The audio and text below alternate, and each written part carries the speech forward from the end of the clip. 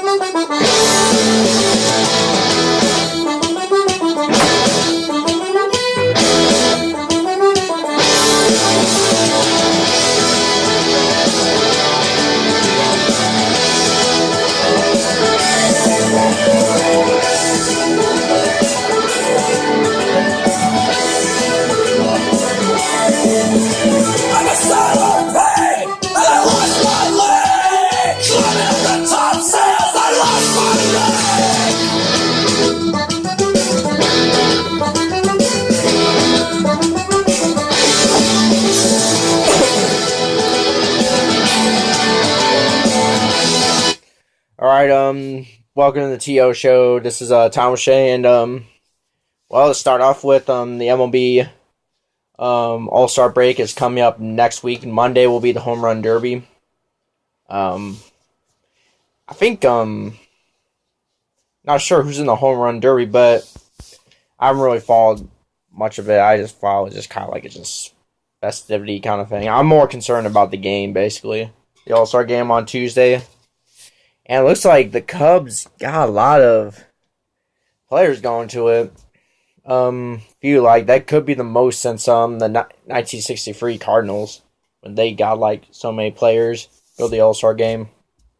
Saw the Red Sox got a few too. So like guys like David Ortiz, Mookie Betts, Jackie Bradley Jr., Xander Bogaerts, Stephen Wright, Craig Kimbrell was supposed to be on it, and he was voted in, but he got injured just recently, so he's out 36 weeks.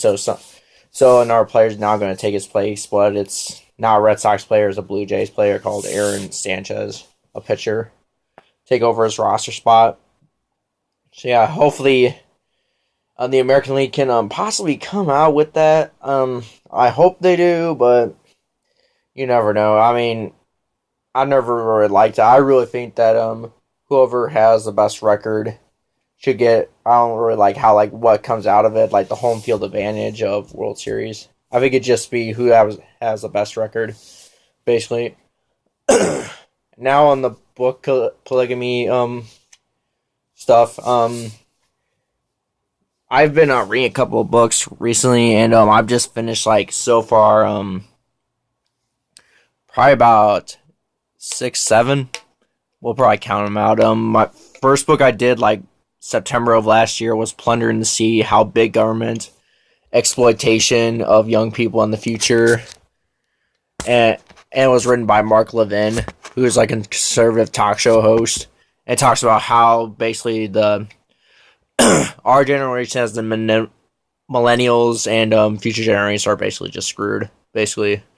And can I say screwed? I just did. So anyway, yeah, it's basically on stuff like healthcare, welfare, the environment, education, basically our taxes, Social Security, and national security, stuff like that. And basically how we're just screwed because of all that stuff. And just how it's going to affect all of us and our kids, basically, and their kids, basically.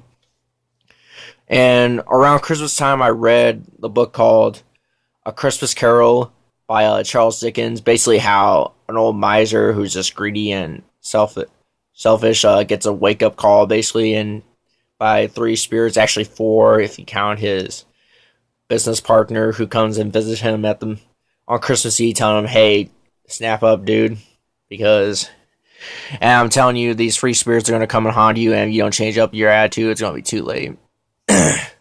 And then I read another book around Christmas time, which is kind of a soldier kind of stories. But this one is World War I, The Untold Story of World War I Soldiers on the Battlefields.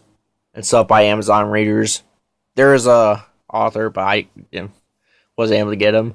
Basically just talks about how World War I soldiers and gives them interesting stories from World War I soldiers and stuff like that. And then I read another book, finished it around January of this year, called The First World War by Hugh Stronson. And there is a documentary about the World War I about this book that's based off this book. It talks about how World War I was not just fought in France and the fields of Flanders. It's also fought in the jungles of Africa, in the deserts of the Middle East, on the seas, on islands in the Pacific. And I'm not kidding too, and stuff like that. And there was revolution, stuff like that. And then I read a book around March or so of this year called Top of the World: The Inside Story of the Boston Celtics' amazing one-year turnaround to become NBA champions by Peter May.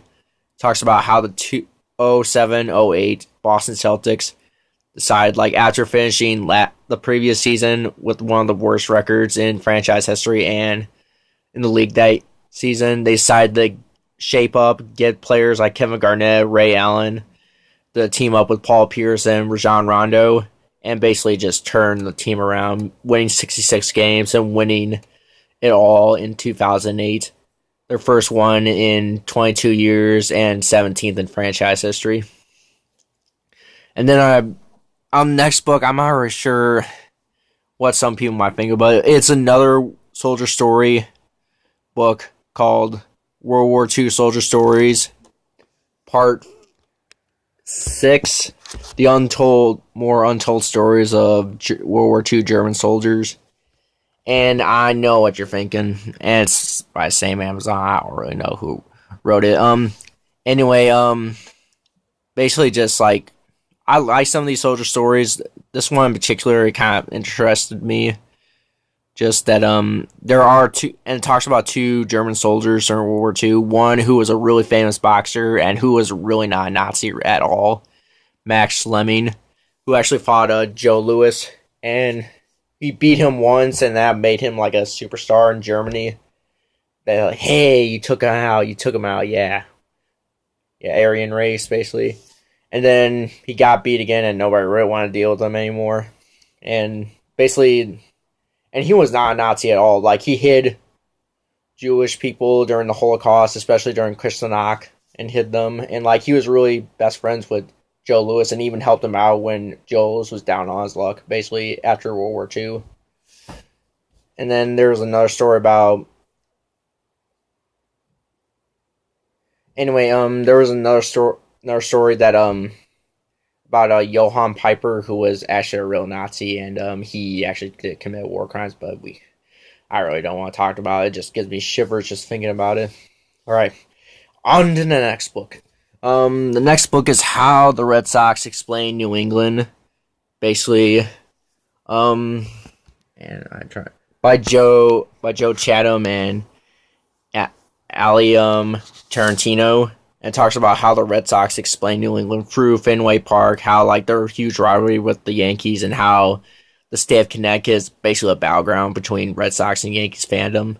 Talks about how guys like Johnny Pesky and David and Bill Lee are just really define what the Red Sox really are, and what they mean to not just the region of, not just Boston Red Sox, but the whole region of New England. And talks about how just baseball is just not just a sport in New England, it's religion, basically. They just worship and breathe baseball in New England. And next book I also read during the summer called The Battle of Antietam, by the greatest battles during the Civil War or world history, by the Charles River editors. And it talks about the Battle of Antietam, and it really interests me because it happened on the same day as my birthday, but the difference is this battle happened in 1862 during the Civil War, and I was born in 1992, so a 130-year difference. But it talks about how This is one of the bloodiest battles in the American Civil War, and it like second bloodiest to Gettysburg, basically. And it talks about how like if we did not win that, or it actually the battle ended in a draw because of just how many losses were in that battle. But if the North would have lost that battle, the South would have invaded more into the North and basically might have taken over Washington D.C. Basically basically having the British come in and not just like interfere, but like interfere for a peace settlement that would favor the South and basically would have lost the Civil War, basically. And also gave Abraham Lincoln the opportunity to announce the Emancipation Proclamation, freeing the slaves in America. And then finally, the latest book I've written was Animal Farm, written by George Orwell. We've all read this in high school, if you millennials remember, and some of the older generation. It's a book about how a group of animals in England decided how they've had enough with their human oppressors and overthrew them and started their own animal republic or kingdom. And basically, as time went by, they found out that their animal paradise is not what it's cracked out to be. And it is actually intended to be anti-communist. It made depictions and similarities to communist Russia and like people like Stalin, Lenin, Karl Marx, and then like the whole Russian Revolution, the Russian Civil War, basically.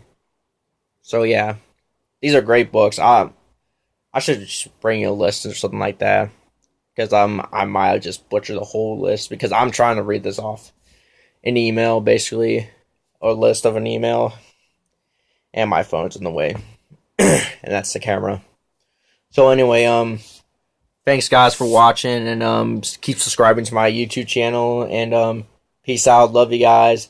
Hopefully see you guys next Saturday when we're going to be talking about how my future trip to Boston, which is coming up in a few weeks. So hopefully, good times are coming. So keep jamming up till I'm shipping up to Boston.